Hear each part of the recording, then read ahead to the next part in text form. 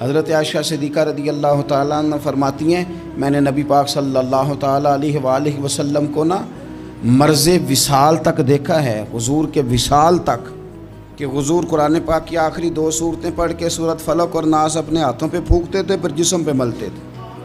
قرآن پاک میں شفا ہے۔ اب تو لوگوں نے دم درود کو نا اس کو بڑا ہلکا سا کام سمجھ لیا۔ ویسے بھی یہ عاملوں کے ہتھے چڑھ گیا، ملنگوں کے ہتھے چڑھ گیا، کاروبار بن گیا، تجارت بن گئی۔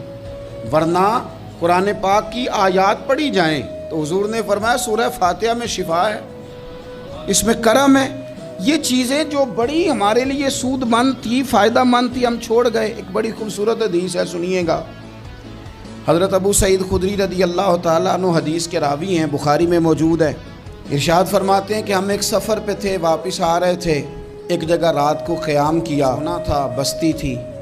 بستی کے لوگوں نے نہ کھانا پوچھا نہ پانی پوچھا، کوئی ضیافت نہیں کی۔ آدھی رات کا وقت آیا تو ایک بندہ دوڑا آیا، کہنے لگا ہمارے سردار کو بچھو نے کاٹ لیا ہے، تم میں سے کوئی بندہ دم درود کر لیتا ہے؟ تو ایک صحابی کہنے لگے کر تو لیتے ہیں، پر تم نے چونکہ ہمیں کھانا پانی تک نہیں پوچھا، تم اگر دم کراؤ گے تو مفت نہیں کریں گے۔ بخاری پڑھ رہا ہوں، پیسے لگیں گے۔ کتنے پیسے؟ بکریوں کا ایک ریوڑ پورا۔ شارحین نے لکھا 40 بکریاں۔ کنے دما دیاں؟ اور بھائی اس سے کوئی بندہ جواز نہ لے کہ پیسے لینے جائز ہیں، اس سے جواز نہ حاصل کرے۔ آپ بات کو سمجھیں، پس منظر کیا ہے؟ پانی تک نہیں تم نے پوچھا۔ کچھ لوگوں کا علاج ہوتا ہے، انہوں نے کہا پیسے لیں گے دم کر دیں گے۔ صحابی نے کہا، حضرت ابو سعید خدری رضی اللہ تعالیٰ عنہ فرماتے ہیں وہ چونکہ تنگ تھے، بچھو کاٹ کے، اور سردار کو کہا چل تو صحیح نا۔ صحابی گئے، سورہ فاتحہ پڑھ کے دم کیا، اور حدیث بخاری سے میں آپ کو دکھاؤں گا۔ لوگ کہتے ہیں دم کدھر سے آ گیا؟ بخاری پڑھ رہا ہوں، صحیح بخاری۔ شفا تو اللہ نے دینی ہے نا، رب کریم نے شفا دے دی۔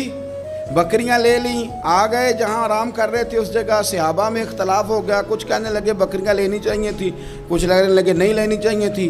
حضرت ابو سعید خدری رضی اللہ تعالیٰ عنہ فرماتے ہیں پھر ہم نے فیصلہ کیا چپ کر کے سو جاؤ، صبح حضور کی بارگاہ میں جائیں گے۔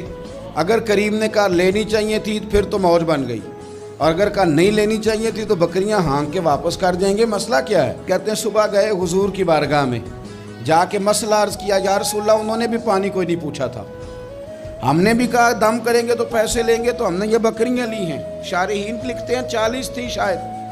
تو یا رسول اللہ اب کیا کریں؟ حضور مسکرانے لگے، حضور مسکرانے لگے۔ جس کے گچھے سے لچھے جڑے نور کے، ان ستاروں کی نزہت پہ لاکھوں سلام، اور جس کی تسکین سے روتے ہوئے ہنس پڑیں، اس تبسم کی عادت پہ لاکھوں سلام، اور ان کی باتوں کی لذت پہ بے حد درود، ان کے خطبے کی ہیبت پہ لاکھوں سلام۔